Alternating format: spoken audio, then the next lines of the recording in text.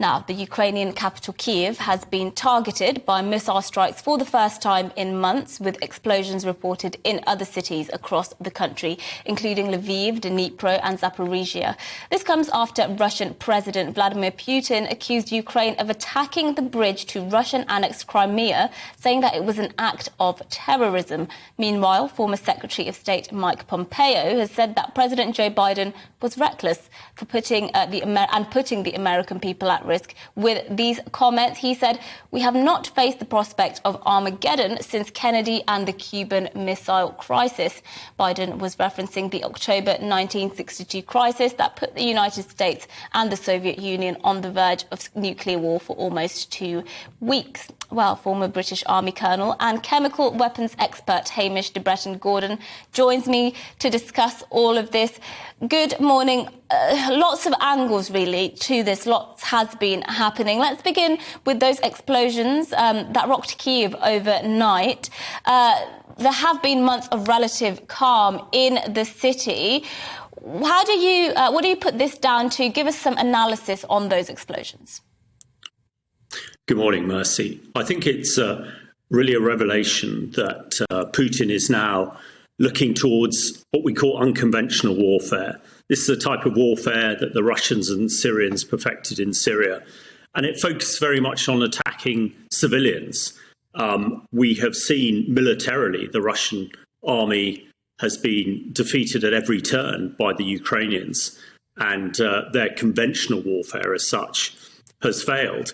The attack on the bridge in Crimea over the weekend is another stark issue for Russia and Putin, that the Ukrainian military can attack them almost anywhere they want to in order to be successful.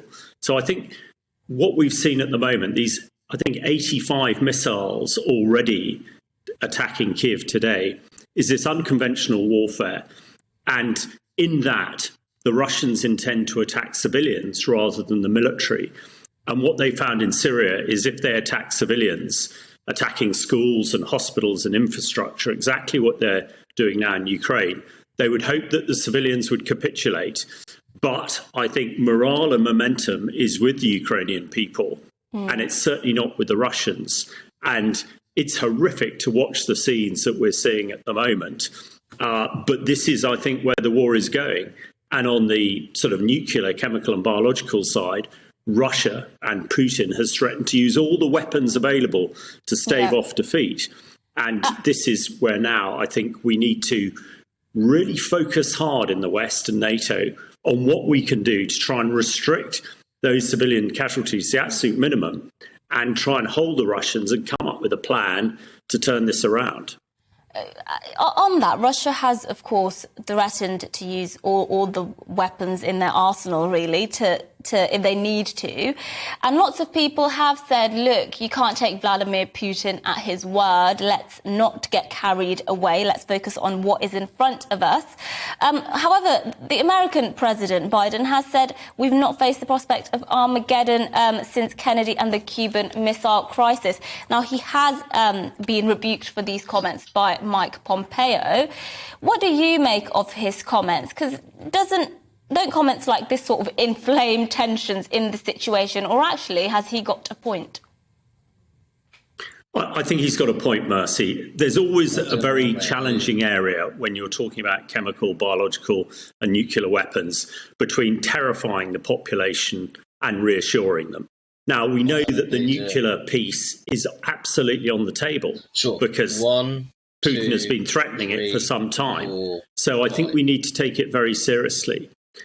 However, I do not agree that we are close to Armageddon. I don't see a strategic nuclear war happening here. I think there are too many checks and balances, both in the Kremlin and in Washington and in London, to prevent this happening at a whim. And the way that Putin is acting irrationally at the moment, and an irrational leader with nuclear weapons, is very dangerous. But I don't think he can just press that red button. I think there is an issue with what we call the tactical nuclear weapons. There are rather smaller ones, which is a bizarre way of describing. They're still massive.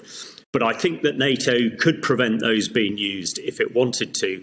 And also, we've seen the attack on infrastructure only today, but even recently, on the nuclear power stations in Ukraine, particularly Zaporizhzhia, and that well could be a focus.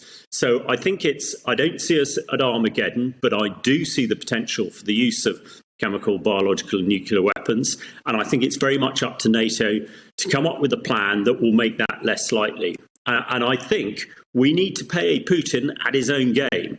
And by doing that, I think we need to threaten, probably firstly, bringing Ukraine into NATO more rapidly if the attacks on civilians and the nuclear threat doesn't go away. And we should probably also think about no-fly zones over critical infrastructure like the Zaporizhzhia nuclear power station, and also where we can over hospitals and schools and other civilian networks. I know that the Americans are providing some very effective air defense systems, so it won't be there until November, but we should think on how we can protect these civilians, innocent civilians, from direct attack by the Russians, because what they're doing is a war crime and illegal against the Geneva Convention and every other convention.